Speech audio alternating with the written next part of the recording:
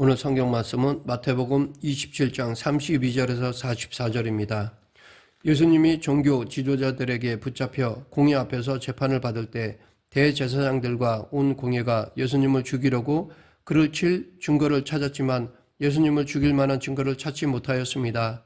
그러자 이들이 예수님을 죽이려고 했던 제목은 예수님이 스스로 하나님의 아들이라고 말한 죄였습니다. 도저히 하나님의 아들이 될 수 없는 출신 성분을 가진 자가 자신을 하나님의 아들이라고 말하는 것을 대제사장들과 장로들, 소위 종교 지도자들은 참을 수가 없었던 것입니다. 그들은 메시아를 열심히 기다리긴 하였지만 메시아가 어떤 분인가에 대해서는 전혀 알지 못했습니다. 선지자들이 메시아에 대해 예언도 하였지만 그들은 그 예언조차도 자기들 멋대로 이해하고 상상하였던 것입니다. 예수님은 이런 자들의 손에 의해서 십자가에 달리신 것입니다. 그런데 우리도 그때 예수님을 십자가에 매단 그 무리들 속에 바로 나 자신이 포함되어 있지는 않은지를 찾아보아야 합니다.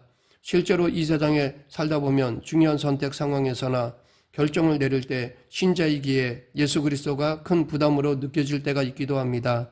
혹은 정말 믿음대로 살고자 할 때 뭔가 예수님을 믿음으로 손해를 봐야 할 것 같은 느낌이 들기도 합니다. 우리는 성공을 원합니다. 잘되는 인생, 편안한 인생을 원합니다. 그런 인생을 추구하면서 그리스도를 믿기 때문에 내가 어려울 때 기도하면 당장 예수님께서 그 어려움을 해결해 주시고 낙심될 때 힘이 되어 주시고 내 가정에 평안과 행복을 주시는 그런 그리스도이길 바랍니다. 그런데 막상 성경에 나타나는 그리스도를 향해서 한 발 한 발 다가갈 때마다 내가 바랬던 그리스도에 대한 환상들은 저 멀리 도망가 버립니다. 나의 복주머니로 알았던 그리스도는 오히려 큰 부담으로 다가오고 나중에는 그래도 하나님이라면 예수님이라면 지금 이 상황에서 나를 도우시는 것이 마땅하지 않은가라는 불만이 일어납니다. 이런 불만을 해결하고자 이 시간 예수님이 십자가에 매달리신 사건 속에서 왜 주님이 죽으셔야 했는가에 대해 알아보고자 합니다. 오늘 본문은 대제사장과 장로들 모든 무리들이 예수가 아닌 바라바를 선택하고 난 후 죄인 아닌 죄인을 십자가에 매다는 장면입니다. 하나님의 아들이 자기 백성을 죄에서 구원하시기 위해서 하늘에서 땅으로 내려오셨는데 그분을 사람들이 알아보지 못하고 오히려 죄인으로 몰아세우는 것을 보면서 우리는 먼저 마귀가 어떤 식으로 일하는가를 알아야 합니다. 마귀는 공중권세를 잡고 있기에 이 세상은 마귀의 사고방식에 붙잡혀 있습니다. 마귀의 사고방식이 예수님의 사고방식과 같을 리가 없습니다. 전혀 반대입니다. 그러하기에 예수님이 죄인이 아니다라는 것은 마귀의 사고방식으로 살지 않았다는 것을 의미합니다. 동정녀 탄생만이 예수님이 죄인이 아닌 증거가 아닙니다. 물론 동정녀 탄생은 육으로 나지 않고 영으로 났다는 것이기 때문에 그것 자체에도 죄인이 아닌 예수님을 생각할 수 있습니다. 그러나 더 분명한 것은 성경 어디에서도 예수님에게서는 마귀의 사고방식, 즉 이 땅의 사고방식, 땅을 지배하는 마귀의 정신을 찾아볼 수 없다는 것입니다. 이것이 예수님이 죄인이 아닌 증거입니다. 따라서 진정한 교회와 교회가 아닌 증거는 예수님이 세상을 사신 그 정신이 어떤 것인가를 통해서 판단해야 합니다. 만약 교회에서 마귀의 정신이 발견되어 진다면 그것은 분명 예수님과 상관없는 교회 아닌 교회일 것이고 예수님의 정신이 보여진다면 그것은 누가 뭐래도 하나님이 세우신 진정한 교회일 것입니다. 마귀는 우리가 생각하고 있는 악한 죄의 모습으로 등장하지 않습니다. 다시 말해 마귀는 사기나 강도, 도둑질, 살인 같은 그런 죄에만 있는 것이 아니라는 것입니다. 오히려 마귀는 사람들이 선호하고 따르기 좋은 모습으로 다가옵니다. 즉 양의 탈을 쓴 이리 같은 모습입니다. 예를 들면 윤리나 도덕 같은 모습으로도 다가오기도 합니다. 이것은 곧 교회가 제 아무리 사회사업을 하고 환경운동을 한다고 해도 그것이 교회가 교회되는 기준은 아니라는 것입니다. 만약 교회가 하는 사회사업이나 환경운동 같은 것을 보면서 역시 우리 교회는 교회다운 교회야 라고 한다면 그것은 착각입니다. 어쩌면 마귀의 유혹에 빠져 있는 모습일 수 있습니다. 교회가 아무리 선교를 수십 군데 하고 구제를 하고 차례기도에 열심이고 이런저런 행사에 열심이라고 할지라도 그것이 교회되는 기준이 아닙니다. 교회가 교회되는 기준은 예수님입니다. 십자가에 달리신 예수님을 알고 있느냐가 교회가 교회되는 기준입니다. 예수님은 재산이 없었습니다. 머리둘 곳이 없었습니다.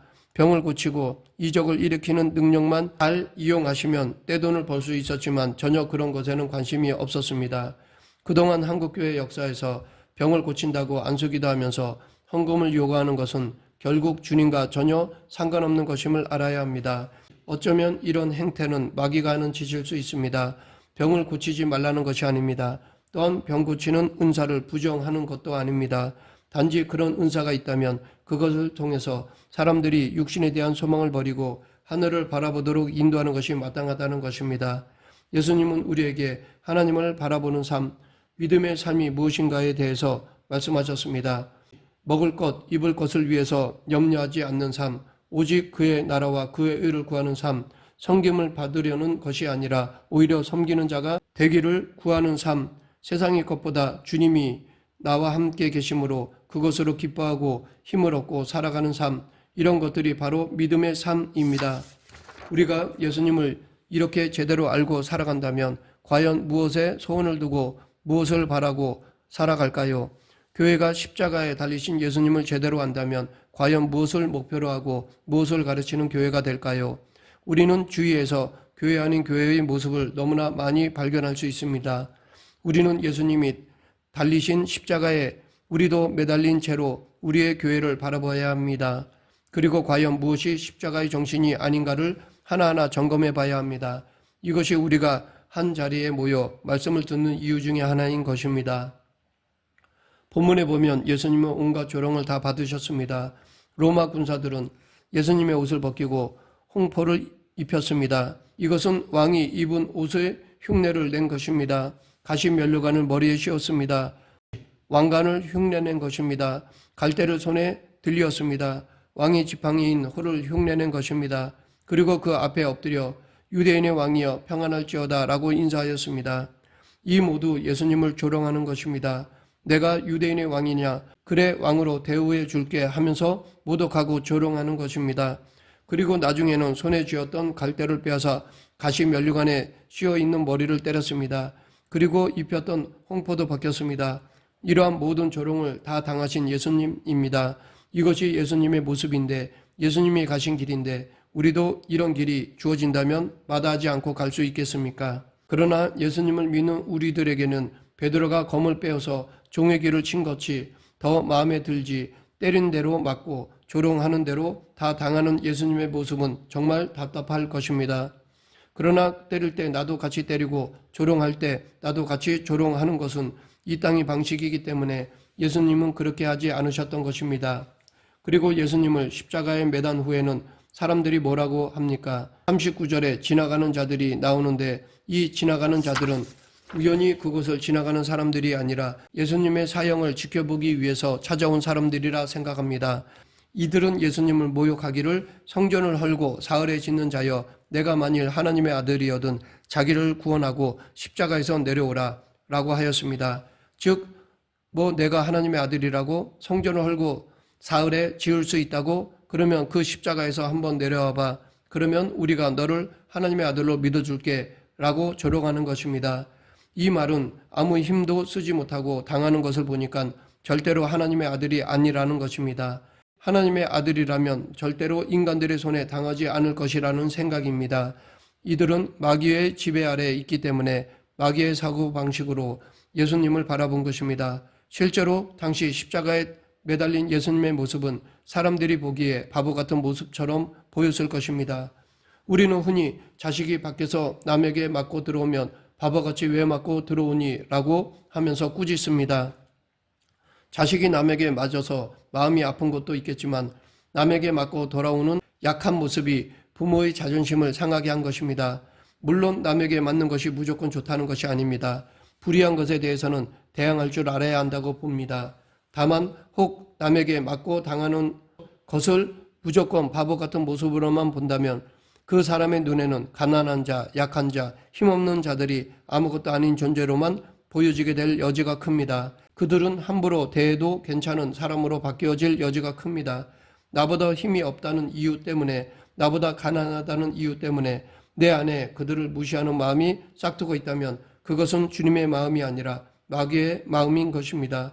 그런데 우리가 주님의 마음으로 살기 힘든 이유는 신자인 우리에게는 주님의 마음이 싹트야 하는데도 불구하고 정작 우리가 너무 자연스럽게 여기는 것이 바로 마귀의 마음이기 때문입니다. 힘을 원하고 약한 자는 얕잡아보고 무시하고 함부로 대하고자 하는 그 마음이 너무 자연스럽게 일어나기 때문입니다. 그리고 그것이 잘못임을 깨달을 때는 주님을 생각하고 말씀을 대하고 주님께 기도할 때입니다. 그렇기 때문에 우리는 날마다 주님과의 관계 속에서 살아야 하는 것입니다. 그러면 대제사장, 서기관, 장로들은 예수님에게 뭐라고 회롱합니까? 그가 남은 구원하였으되 자기는 구원할 수 없도다. 그가 이스라엘의 왕이로다. 지금 십자가에서 내려올지어다. 그러면 우리가 믿겠노라 라고 하였습니다. 계속해서 그가 하나님을 신뢰하니 하나님이 원하시면 이제 그를 구원하실지라. 그의 말이 나는 하나님의 아들이라 하였도다 라고 지나가는 자들이 모욕했던 것처럼 똑같이 조롱하였습니다. 이것은 하나님을 말하면서도 하나님이 어떤 분이신지를 모르는 인간들의 전형적인 모습입니다. 즉 그들은 하나님이 기뻐하시는 자와 기뻐하지 않으신 자의 증거를 십자가에서 예수님을 구원해 주시는 것 같은 이적적인 일을 통해서 찾으려고 한 것입니다. 하나님이 기뻐하시는 자는 어려운 일도 미리 방지해 주시고 혹 어려운 일이 있다 해도 하나님이 잘 해결해 주시고 오히려 더 큰 복으로 채워주신다고 믿는 것입니다. 이것은 불신자들이 신자를 향해서도 하는 말이지만 신자들도 스스로 이렇게 생각하는 경우가 많습니다. 고난이나 어려움이 닥치면 나는 하나님이 기뻐하시는 자가 아닌가 보다 라고 스스로 낙심해 버리는 것입니다. 또 한편으로 이런 분위기를 교회가 은연중에 조장하고 있는 것도 큰 문제라고 할 수 있습니다. 이러한 모든 것은 하나님의 섭리를 우리의 고정관념에 넣으려는 잘못된 것입니다. 그 대표적인 사례가 욥의 세 친구들이었습니다. 이런 사람들은 성경에서 선지자들이 하나님의 말씀을 전하다가 죽는 것이나 사도나 제자들이 복음을 전하다가 당하는 어려움이나 그 외 무수히 많은 사람들이 복음을 전하다가 죽거나 겪게 되는 고초에 대해서는 그리 관심을 두지 않습니다. 반대로 하나님께 복받는 것, 영광을 누리는 것에만 초점을 맞춥니다. 소위 성공신학에만 관심을 둡니다. 우리는 세상에서 강자로 사는 것을 목표로 삼아서는 안 됩니다. 교회가 세상에서 강한 교회, 힘 있는 교회, 세력 있는 교회가 되려는 목표를 세워서는 안 됩니다. 이것은 십자가의 정신과 반대되는 것입니다. 그렇다고 일부러 작고 약한 교회가 되라는 것이 아닙니다. 세상적인 힘을 모으는 것에 목표를 두지 말라는 것입니다. 또한 자기에게 주어진 힘이 있다면 그것이 자기 것인 양 자기 마음대로 발휘해서도 안 됩니다. 하나님이 그 힘을 주신 목적을 깨달아야 합니다. 그리고 그 목적에 맞게 그 힘을 사용해야 합니다. 즉 그 힘을 발휘하는 동기가 하나님의 뜻이 되어야 합니다. 이것이 하나님과 마음이 합한 자의 모습입니다. 또한 이런 사람이 심령이 가난한 자입니다. 우리는 하나님이 이런 자를 찾으신다는 것을 잊지 말아야 할 것입니다. 예수님은 이런 자를 위해서 십자가에서 약한 자의 모습으로 죽으셨다는 것을 잊지 말아야 할 것입니다. 십자가의 의미를 아는 자가 예수님을 제대로 아는 것입니다. 이렇게 예수님을 바로 알 때 우리도 십자가의 길을 갈 수 있습니다. 세상이 원하는 예수님은 큰 권세를 가지고 자기를 죽이려고 하는 자들을 물리치고 당당하게 사람들 머리 위에 군림하는 예수님입니다. 자기들이 필요한 것을 구하면 언제든지 들어주는 그런 예수님을 원합니다. 내 편이 되셔서 다른 사람은 몰라도 나는 잘 대해주고 보호해주는 그런 예수님을 원합니다. 그러나 그런 예수님은 성경에는 존재하지 않습니다. 있다면 양의 탈을 쓴 이리 즉 거짓 메시아 마귀일 뿐입니다. 그런데 우스운 것은 이런 마귀의 방식, 마귀의 정신을 신앙이라고 따르는 자들이 있습니다. 이런 사람들에게 십자가 위에서 물과 피를 다 쏟으시며 죽으신 예수님이 어떻게 메시아로 보여지겠습니까? 우리는 잘못된 거짓 메시아를 따라서는 안 됩니다. 말씀을 맺겠습니다. 우리가 믿고 따르는 메시아는 세상에서 환호하는 슈퍼히어로의 모습이 아닙니다. 예수님은 연한 손 같고 마른 땅에서 나온 뿌리 같아서 고운 모양도 없고 풍채도 없으셨습니다. 우리가 보기에 흠모할 만한 아름다운 것이 없습니다. 하지만 십자가 위에서 물과 피를 다 쏟으시고 우리를 대속하신 분이십니다. 그가 찔림은 우리의 허물 때문이고 그가 상함은 우리의 죄악 때문입니다. 그가 징계를 받음으로 우리는 평화를 누리고 그가 채찍에 맞음으로 우리는 나음을 받았습니다. 우리는 다 양 같아서 그릇 행하여 각기 제 길로 갔으나 여호와께서는 우리 모두의 죄악을 예수님에게 담당시키셨습니다. 이 예수님이 우리의 메시아이십니다. 이 메시아 되신 예수님을 믿고 따르는 저와 여러분이 되길 간절히 축원합니다. 기도하겠습니다. 사랑과 은혜가 풍성하신 하나님 아버지, 죽을 수밖에 없는 저희들을 위해 메시아를 보내주시고 십자가에서 죽이심으로 우리의 모든 죄를 씻어주심을 감사합니다.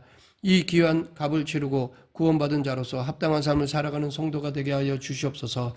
예수님 이름으로 기도드립니다. 아멘.